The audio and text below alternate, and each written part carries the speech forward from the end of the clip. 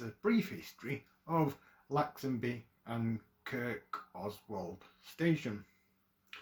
Lazonby and Kirkoswald Station is a railway station on the Settle to Carlisle line, which runs between Carlisle and Leeds via Settle. The station is situated 15.25 miles southeast of Carlisle, and it serves the villages of Kirkoswald and Lazonby in Eden in Cumbria. It is owned by Network Rail and managed by Northern Trains. The station was opened by Midland Railway on the 1st of May 1876.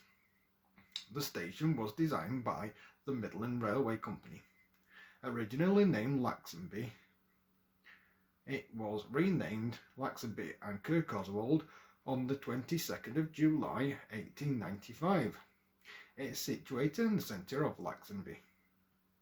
Unlike most other stations on the line, was closed on the 4th of May 1970 when local passenger services between Skipton and Carlisle were withdrawn.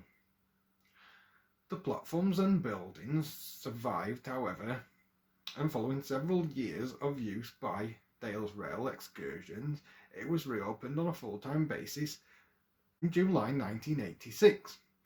The southbound platform has a stone shelter and access ramps from the nearby road.